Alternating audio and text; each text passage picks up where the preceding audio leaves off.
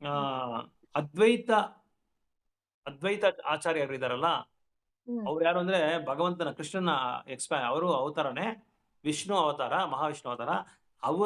ಅವರು ತನ್ನ ಪ್ರಾರ್ಥನೆನ ಮುಂದಿಡ್ತಾರೆ ಭಗವಂತನಿಗೆ. ಶಾಲಿಗ್ರಾಮ್ ಶೀಲಾನ ಇಟ್ಕೊಂಡು ಅದಕ್ಕೆ ಹ್ಮ್ ಪೂಜೆ ಮಾಡ್ಕೊಂಡು ನಾಮ ಹೇಳ್ಕೊಂಡು ಆ ಸುಮಾರು ಸಮಯನ ಅದಕ್ಕೋಸ್ಕರನೇ ಭಗವಂತನಿಗೆ ಇದು ಆ, ಸ- ಕಾಲಾವಕಾಶ ಕೊಟ್ಟು ಭಗವಂತನಿಗೆ ಪ್ರಾರ್ಥನೆ ಮಾಡ್ತಾರೆ. ನನ್ನ ಕೈಯಲ್ಲಿ ಈ ಒಂದು ನವದೀಪ್ ಗ್ರಾಮದಲ್ಲಿ, ನವದೀಪ್ ಪ್ರಾಂತದಲ್ಲಿ ಈಗಿರೋ ಜನಗಳಿಗೆ ನಾನು ಭಕ್ತಿ ಕೊಡಕ್ ಆಗಲ್ಲ, ಸಾಧ್ಯವೇ ಇಲ್ಲ.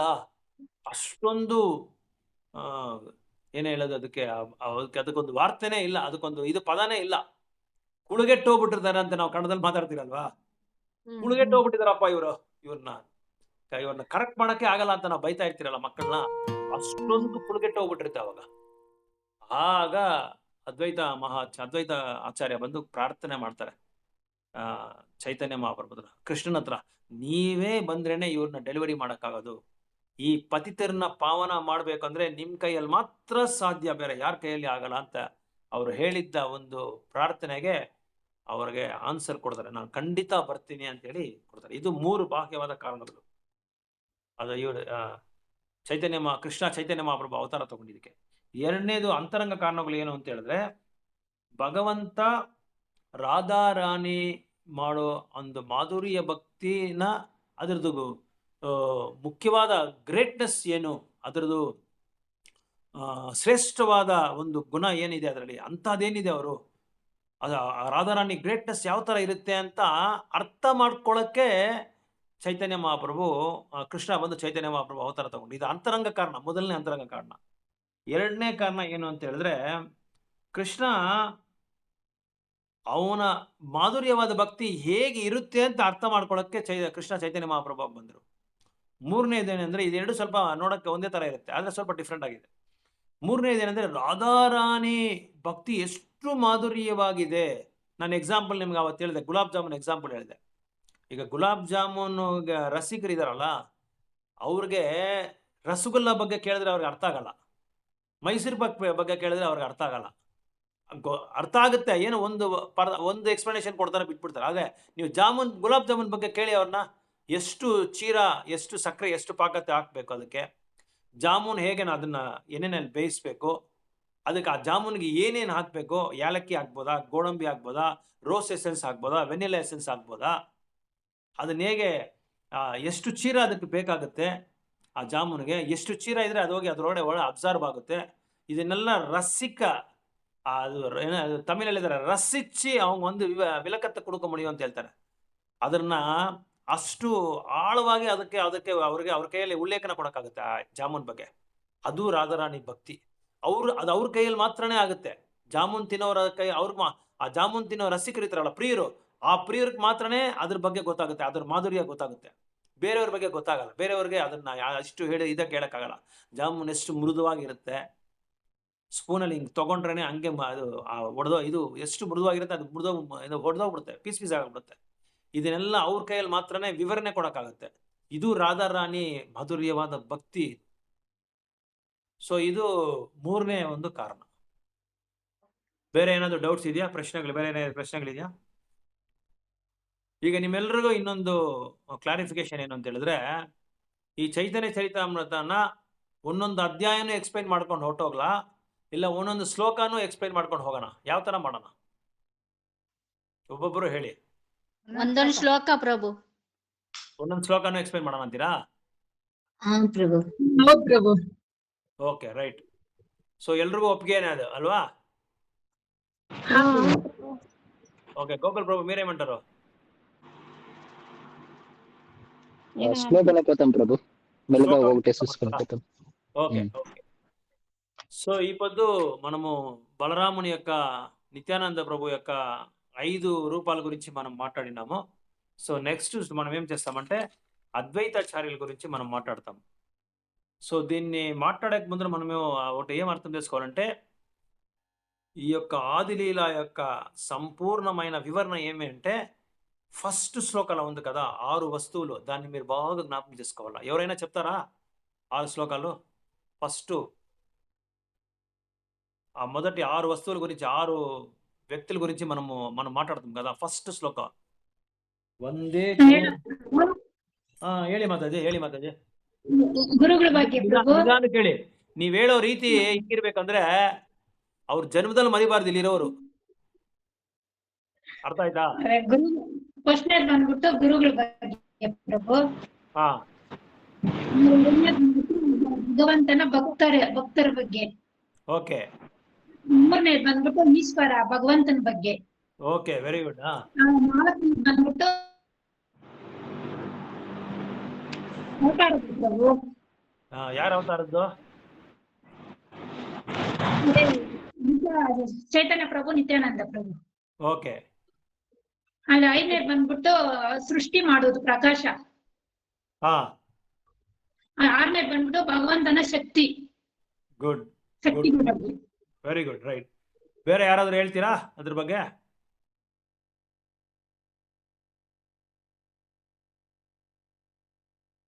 ಇವ್ರಿಗೆಲ್ರಿಗೂ ಏನ್ ಮಾಡ್ತಾ ಇದ್ದಾರೆ? ಕೃಷ್ಣದಾಸ್ ಕವಿರಾಜ್ ಗೋಸ್ವಾಮಿ ಮೊದಲನೇ ಶ್ಲೋಕದಲ್ಲಿ ಪ್ರಣಾಮಗಳು ಅರ್ಪಣೆ ಮಾಡ್ತಾ ಇದ್ದಾರೆ. ಪ್ರಣಾಮలు అర్పిస్తా ఉన్నారు. వీళ్ళ ఆరుగురికి ప్రణామాలు అర్పిస్తా ఉన్నారు. ఎవరు? కృష్ణదాస్ కవిరాజ్ గోస్వామి వీళ్ళ ఆరుగురికి ప్రణామాలు అర్పిస్తున్నారు. దీన్ని ఇప్పుడు వందే గురున్, గురు అని చెప్పలే, వందే గురున్. గురున్ అంటే ప్లూరల్, మల్టిపుల్ గురుస్. సకల గురువులకినో ఆ సకల గురువుల యొక్క వివరణ వచ్చి ఫస్ట్ అధ్యాయంగా వివరిస్తారు. దానికే దీని పేరే అధ్యాయం పేరు, మొదటి అధ్యాయం పేరు. ఎవరి దగ్గర బుక్ ఉంది వాళ్ళు చదవండి. మొదటి అధ్యాయం యొక్క క్యాప్షన్ ఏముంది? హెడ్లైన్స్ ఆధ్యాత్మిక గురువులు. ఆధ్యాత్మిక గురువులు. మొదటి మీ చేతిలో బుక్ ఉందా? చైతన్య చరిత్ర ఉంది ప్రభు. దాంట్లో ఆ ఫస్ట్ శ్లోకాల్లో ఒక్కొక్క దీనికి ఇచ్చేయండి, మీనింగ్ చెప్పండి. అట్లే వందే నా వందనములు గురున్, గురుదేవులకు, మెల్లగా ఓకే. ఈశ భక్తాన్, భగవద్భక్తులకు. ఎవరు భక్తులకి? భగవద్భక్తులకు. అది రావాలా? ఓకే. ఈశం భగవంతునికి, ఈశం భగవంతునికి, ఈశా అవతారకన్, ఈశ అవతారకన్, భగవతారములకు, భగవంతుని అవతారములకు. అవతారాలకి అర్థమవుతుంది. తత్ భగవంతుని యొక్క ప్రకాశన్ రూపములకు. ప్రకాశం రూప, అది ప్రకాశం అంటే రూపం, భగవంతుని రూపానికి. Okay, right. Okay, next. చ మరియు తత్ భగవంతుని యొక్క శక్తులకు కృష్ణ చైతన్యముడనే సంకషం నామము కలిగెను. సంజ్ఞకం ನಾಮము కలిగిన. ಮಾತಾಜಿ, ಹೇಮ ಮಾತಾಜಿ, ಇವಾಗ ಅರ್ಥ ಆಯ್ತಲ್ಲ ನಿಮ್ಗೆ? ಪ್ರಕಾಶನ್ ಅಂದ್ರೆ ಭಗವಂತನ ರೂಪಗಳಿಗೆ ಅದು. ಓಕೆನಾ? ಓಕೆ, ಅದನ್ನ ಕ್ಲಾರಿಫೈ ಮಾಡಕ್ಕೆ ನಾನು ಮತ್ತೆ ಅವ್ರ ಹತ್ರ ಓದಿಸಿದ್ದೀಗ. ಓಕೆ, ಈ ಆರು ವ್ಯಕ್ತಿಗಳಿಗೆ ಒಂದೊಂದು ಚಾಪ್ಟರ್ ಎಕ್ಸ್ಪ್ಲೈನ್ ಮಾಡ್ಕೊಂಡ್ ಬರ್ತಾ ಇರ್ತಾರೆ. ಒಂದೊಂದು ಚಾಪ್ಟರ್. ಫಸ್ಟ್ ಆಧ್ಯಾತ್ಮಿಕ ಗುರು ಬಗ್ಗೆ ಒಂದು ಅಧ್ಯಾಯ, ಮತ್ತೆ ಭಕ್ತರ ಬಗ್ಗೆ ಒಂದು ಅಧ್ಯಾಯ. ಈ ಗುರುನಲ್ಲೇ ಎಲ್ಲ ಬರುತ್ತೆ ನಿಮ್ಗೆ. ಶಿಕ್ಷಾ ಗುರು ಅಂದ್ರೆ ಯಾರು, ದೀಕ್ಷಾ ಗುರು ಅಂದ್ರೆ ಯಾರು, ಶಿಕ್ಷಾ ಗುರು ಯಾವ ಭಗವಂತನ ಅವತಾರ, ಯಾವ ಭಗವಂತನ ರೂಪದ ಅವತಾರ, ದೀಕ್ಷಾ ಗುರು ಯಾವ ಭಗವಂತನ ರೂಪದ ಅವತಾರ, ಇದೆಲ್ಲ ತುಂಬಾ ಡೀಟೈಲ್ ಆಗಿ ವಿವರಣೆ ಮಾಡ್ಕೊಂಡು ಬರ್ತಾ ಇದೆ. ನಾವು ಇವಾಗ ನಮ್ ಶಿಕ್ಷಾ ಗುರು, ನಮ್ ದೀಕ್ಷಾ ಗುರು ಅಂತೆಲ್ಲ ಮಾತಾಡ್ತಾ ಇದೀರ, ಆದ್ರೆ ಯಾರು ಅವರು ಅಂತ ನಮಗೆ ಗೊತ್ತಿಲ್ಲ. ಗೊತ್ತು ಮೇಲೋಟವಾಗಿ ಗೊತ್ತು ನಮ್ಗಷ್ಟೇ. ಇವ್ರು ನಮ್ಗೆ ಗುರು, ಇವ್ರು ನಮ್ಗೆ ಗುರು ಅಂತ ಗೊತ್ತು ಅಷ್ಟೇ. ಇವ್ರು ಶಿಕ್ಷಾ ಗುರು, ನಮ್ಗೆ ದೀಕ್ಷಾ ಗುರು ಅಂತ. ಸೊ ಇದನ್ನೆಲ್ಲ ಫುಲ್ ಡೀಟೈಲ್ ಆಗಿ ಹೇಳ್ಕೊಂಡ್ ಬರ್ತಾ ಇದ್ದಾರೆ ಕೃಷ್ಣದಾಸ್ ಕವಿರಾಜ್ ಗೋಸ್ವಾಮಿ. ಮತ್ತೆ ಶಿಕ್ಷಾ ಗುರು ಎಷ್ಟು ಜನ ಇದ್ದಾರೆ, ದೀಕ್ಷಾ ಗುರು ಎಷ್ಟು ಜನ ಇದ್ದಾರೆ, ಅವ್ರದ್ರಲ್ಲಿ ಡಿವಿಷನ್ಸ್ ಏನು, ಇದೆಲ್ಲ ಎಕ್ಸ್ಪ್ಲೇನ್ ಮಾಡ್ಕೊಂಡ್ ಬರ್ತಾ ಇದ್ದಾರೆ. ಮತ್ತೆ ನೆಕ್ಸ್ಟ್ ಯಾರಂದ್ರೆ ಭಕ್ತರ ಬಗ್ಗೆ. ಭಕ್ತರು ಎರಡು ವಿಧವಾಗಿ ಭಕ್ತರು ಇರ್ತಾರೆ, ಅವ್ರು ಯಾರು ಅದನ್ನೆಲ್ಲ ಎಕ್ಸ್ಪ್ಲೇನ್ ಮಾಡ್ತಾರೆ. ಮತ್ತೆ ಭಗವಂತನ ಬಗ್ಗೆ ಎಕ್ಸ್ಪ್ಲೇನ್ ಮಾಡ್ತಾರೆ. ಅದೊಂದು ಅಧ್ಯಾಯ. ಒಂದನೇ ಅಧ್ಯಾಯ, ಅದು ಎರಡನೇ ಅಧ್ಯಾಯ, ಮೂರನೇ ಅಧ್ಯಾಯ ಭಗವಂತನ ಅವತಾರಗಳ ಬಗ್ಗೆ ಭಗವಂತನ ಬಗ್ಗೆ ಒಂದು ಅಧ್ಯಾಯ, ಒಂದು ಚಾಪ್ಟರು. ಮತ್ತೆ ಭಗವಂತನ ಅವತಾರಗಳ ಬಗ್ಗೆ ಒಂದು ಅಧ್ಯಾಯ, ಮತ್ತೆ ಭಗವಂತನ ರೂಪಗಳ ಬಗ್ಗೆ ಒಂದು ಅಧ್ಯಾಯ, ಮತ್ತೆ ಭಗವಂತನ ಶಕ್ತಿಗಳ ಬಗ್ಗೆ ಒಂದು ಅಧ್ಯಾಯ. ಆಮೇಲೆ ಒಂದು ಶ್ಲೋಕದಲ್ಲಿ ಪಂಚತತ್ವ ಅದನ್ನ ಎಕ್ಸ್ಪ್ಲೈನ್ ಮಾಡ್ತಾರೆ. ಇವ್ರು ಯಾರ್ಯಾರು ಅಂತ ಎಕ್ಸ್ಪ್ಲೈನ್ ಮಾಡ್ತಾರೆ. ಚೈತನ್ಯ ಮಹಾಪ್ರಭು ಒಂದು ಭಗವಂತನ ರೂಪ, ನಿತ್ಯಾನಂದ ಪ್ರಭು ಒಂದು ಭಗವಂತನ ವಿಸ್ತರಣೆ, ಎಕ್ಸ್ಪ್ಯಾನ್ಷನ್ ಅಂತ ಹೇಳ್ತಾರೆ. There is a difference between incarnation and expansion. ಸಣ್ಣ ಸಣ್ಣ ವರ್ಡ್ಗಳಿಗೆಲ್ಲ ಆಳವಾದ ಒಂದು ಅರ್ಥಗಳಿದೆ, ಆಳವಾದ ಒಂದು ಅರ್ಥ. ಅದನ್ನ ಎಕ್ಸ್ಪ್ಲೈನ್ ಮಾಡ್ತಾರೆ. ಇನ್ಕಾರ್ನೇಷನ್ ಅಂದ್ರೆ ಏನು, ಎಕ್ಸ್ಪ್ಯಾನ್ಷನ್ ಅಂದ್ರೆ ಏನು, ಅವತಾರ ಅಂದ್ರೆ ಏನು, ವಿಸ್ತರಣೆ ಅಂದ್ರೆ ಏನು, ಮತ್ತೆ ಭಗವಂತನ ರೂಪದ ಬಗ್ಗೆ ಒಂದು ಅಧ್ಯಾಯ, ಮತ್ತೆ ಭಗವಂತನ ಶಕ್ತಿಗಳ ಬಗ್ಗೆ ಒಂದು ಅಧ್ಯಾಯ. ಈಗ ನಿಮ್ಗೊಂದು ಸ್ಮಾಲ್ ಒಂದೇ ಒಂದು ಪ್ರಶ್ನೆ ಲಾಸ್ಟ್ ಅಲ್ಲಿ. ಎನರ್ಜಿಟಿಕ್ ಯಾರು ಇದರಲ್ಲಿ? ಈಗ ರಾಧಾ ಕೃಷ್ಣ ಇದು ಇಬ್ರು ಇದ್ದಾರೆ ಇದರಲ್ಲಿ. ಆಧಾರ ಶಕ್ತಿ ಯಾರು, ಶಕ್ತಿ ಯಾರು ಇದರಲ್ಲಿ? ಒಬ್ಬೊಬ್ಬರು ಹೇಳಿ. ಎನರ್ಜಿ ಅಂದ್ರೆ ರಾಧಾರಾಣಿ ಪ್ರಭು, ಎನರ್ಜೆಟಿಕ್ ಕೃಷ್ಣ ಪ್ರಭು. ಎನರ್ಜಿ ಅಂದ್ರೆ ರಾಧಾರಾಣಿ. ಓಕೆ. ರಾಧಾರಾಣಿ. ಕೃಷ್ಣ ಶಕ್ತಿ. ಎನರ್ಜೆಟಿಕ್ ಪ್ರಭು, ಎನರ್ಜೆಟಿಕ್. ಇದರಲ್ಲಿ ಯಾರು, ಎಷ್ಟು ಜನ ಇದಕ್ಕೆ ಒಪ್ಪಿಗೆ ಕೊಡ್ತೀರಾ ಕರೆಕ್ಟ್ ಅವ್ರು ಹೇಳಿರೋದಂತ?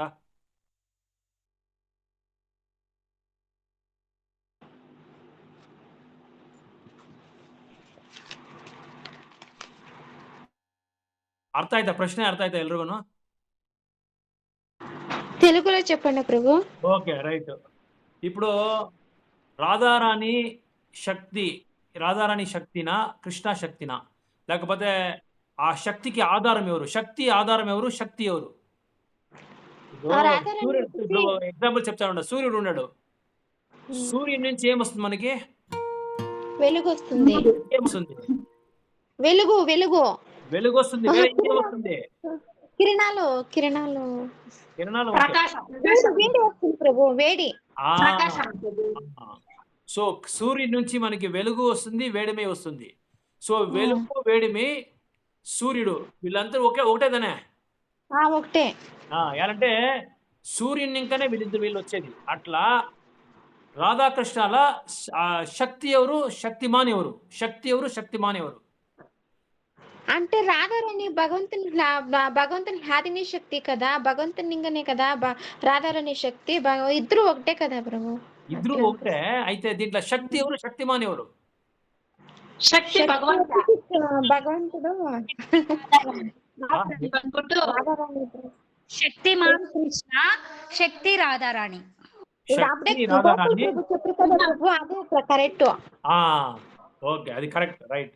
సో ఇక్కడ భగవంతుని నుంచినే రాధారాణి వచ్చేది, కృష్ణ నుంచే రాధారాణి వచ్చేది. దానికి వాళ్ళు భగవంతుని యొక్క శక్తి, కృష్ణుని యొక్క శక్తి ఎవరంటే రాధారాణి.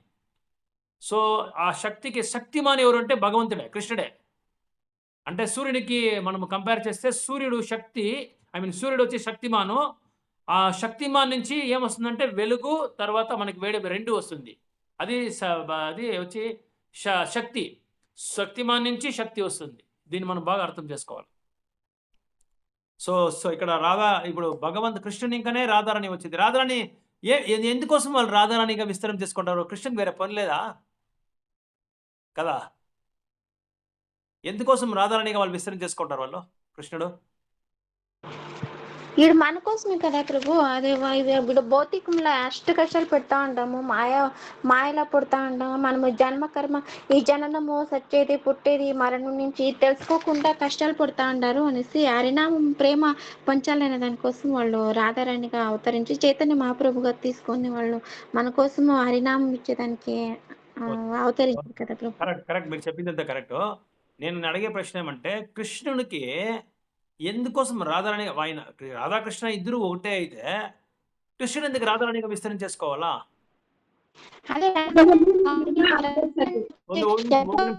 ఒకరే చెప్పండి.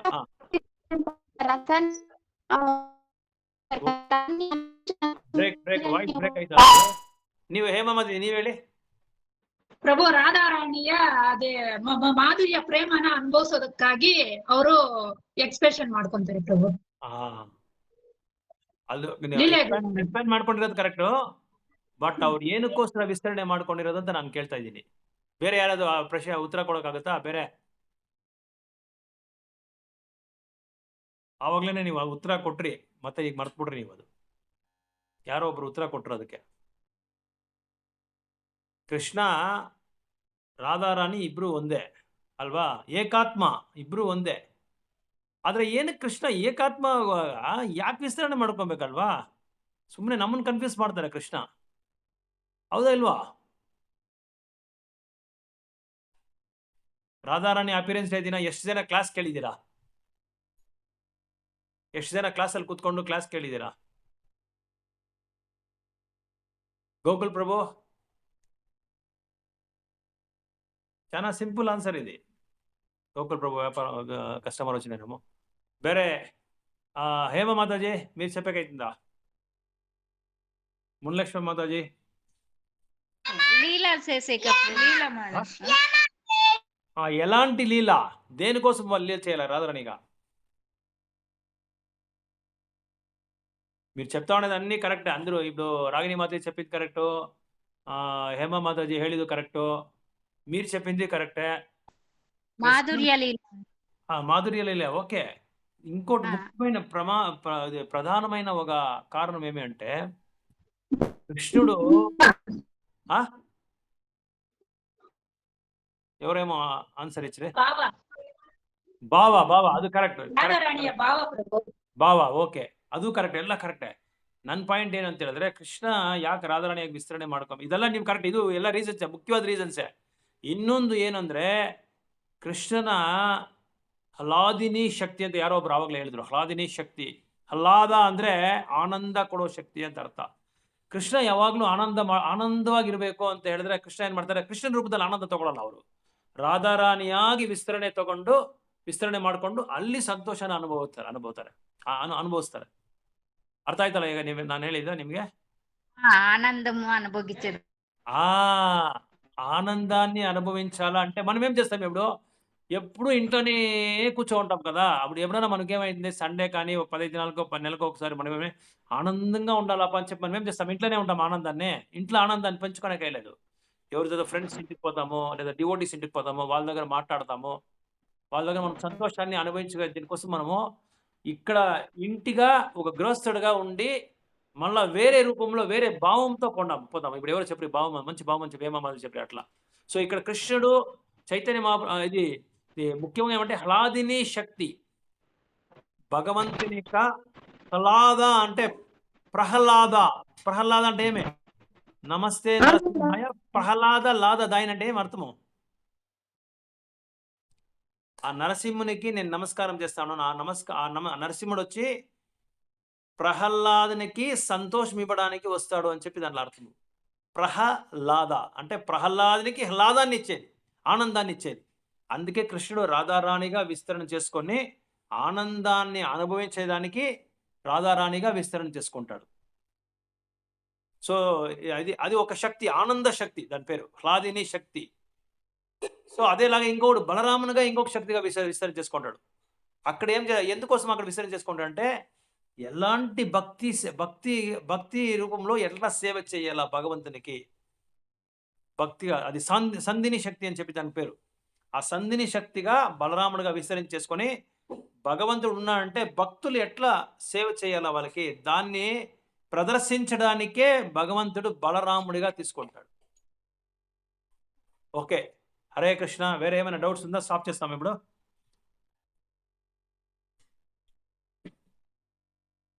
సో ఇది 7:30కి క్లాస్ స్టార్ట్ అవుతుంది. 7:30కే మీరు వచ్చేస్తే చాలా బాగుంటుంది. అంటే ఒక 10 నిమిషాలు గౌర్ని దగ్గర నుంచి ఒక కీర్తన చేస్తాం, ఒక 5 నిమిషాలు. జయ జయ శ్రీ చైతన్య జయ నిత్యానంద జయ ద్వైత చంద్ర జయ గౌర భక్తవింద. ఇప్పుడు ఓం నమో భగవతే వాసుదేవ అని చెప్తాం కదా భాగవతం భగవద్గీత చెప్పేటప్పుడు. అలాగా దీంట్లో చైతన్య చైతన్య చెప్పేటప్పుడు దీన్ని మనము ఈ యొక్క పాట పాడాలా, అలాంటిది ఉంటుంది. సో మీరు 7:30 కరెక్ట్గా స్టార్ట్ అయితే, ఎవరికైనా ఈ టైం ప్రాబ్లం ఉందా? 7:30 టైము, లేకపోతే ఇంకొంచెం ముందు 7 o'clock వేస్తే ఏమైనా ప్రాబ్లం ఉందా? వద్దు, 7:30కి ఉంది ప్రభు. 7:30కి ఉంది. ఓకే. ರಾಗಿಣಿ ಮಾತಾಜಿ ನಿಮ್ಗೆ? ರಾಗಿಣಿ ಮಾತಾಜಿ లేదు. ಮಾತಾಜಿ ನಿಮ್ಗೆ? ಹೇಮ ಮಾತಾಜಿ ನಿಮ್ಗೆ? 7:30కి ఉంది ప్రభు. Okay, right, okay. ರಾಗಿಣಿ ಮಾತಾಜಿ 7:30 ಟೈಮ್ మీకు ಓಕೆನಾ? ಓಕೆ. ಯಶೋಧ ಮಾತಾಜಿ ನಿಮ್ಗೆ ಓಕೆ ಅಲ್ವಾ? ನನಗೂ ಓಕೆ ಪ್ರಭು. ಸರಿ, ಬೇರೆ ಏನಾದ್ರು ಡೌಟ್ಸ್ ಇದೆಯಾ? ಸ್ಟಾಪ್ ಮಾಡ್ಲಾ ಇಲ್ಲೇ? ಓಕೆ ಪ್ರಭು. ಲೇ ಪ್ರಭು ಕ್ಲಿಯರಾ? ओके, श्री श्री गौर निताय की जय, कृष्णदास कविराज गोस्वामी की जय, चैतन्य चैतन्यमृत आदिलीला की जय, సమస్త భక్త బృందంకి జై. సో ఇక్కడ వచ్చిండే భక్తుల యొక్క భక్తి కోసము, వాళ్ళ భక్తిలో చాలా వాళ్ళు అడ్వాన్స్ కావాలా, పునరాభివృద్ధి కావాలా, వాళ్ళకి బాగా తత్వాన్ని, మనం అందరూ బాగా తత్వాన్ని అర్థం చేసుకోవాలా, చైతన్య తత్వాన్ని, పంచతత్వాన్ని అర్థం చేసుకోవాలా. మనకందరికీ భగవంతుడు మంచి ఆరోగ్యం ఇచ్చి చైతన్య చరితామృత యొక్క తరగతిని కొనసాగుతూ, ఈ ప్రవాహం పోతూ ఉండాల. సముద్రంలో అలలు ఎట్లా పోతుంటుందో అదేలాగా ఈ ప్రవాహం పోతూ ఉండాలా, మనం వింటూ ఉండాలా. ఆ యొక్క అమృత మాధుర్యమైన చైతన్య మహాప్రభు యొక్క భావాలు, వాళ్ళ యొక్క భక్తుల యొక్క భావాల్ని మనము దాన్ని ఆస్వాదించాలా, మనము దాన్ని ఆచరణ చేయాలా మన జీవితంలో అని చెప్పి మనం ప్రార్థన చేస్తాము. సో 3 సార్లు మనం హరే కృష్ణ మంత్రం చెప్పి మన గురు మహారాజ్ ఆరోగ్యం కోసము, మన భక్తులకు ఆరోగ్యం కోసం 3 సార్లు మనం ప్రార్థన చేస్తాం. 3 సార్లు హరే కృష్ణ. అందరూ హరే కృష్ణ హరే కృష్ణ కృష్ణ హరే హరే, హరే రామ హరే రామ రామ రామ హరే హరే, హరే హరే రామ రామ హరే కృష్ణ కృష్ణ కృష్ణ హరే కృష్ణ హరే హరే రామ హరే హరే రామ హరే రామ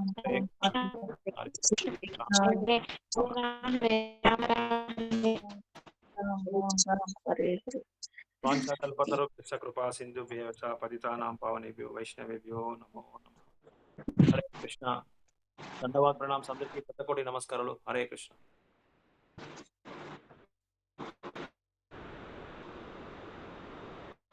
హరే కృష్ణ ప్రభు. Thank you. హరే కృష్ణ ప్రభు. హరే కృష్ణ హరే కృష్ణ. హరే కృష్ణ ప్రభు. హరే Thank you, కృష్ణ ప్రభు. హరే కృష్ణ. హరే కృష్ణ. హరే కృష్ణ ప్రభు. హరే కృష్ణ.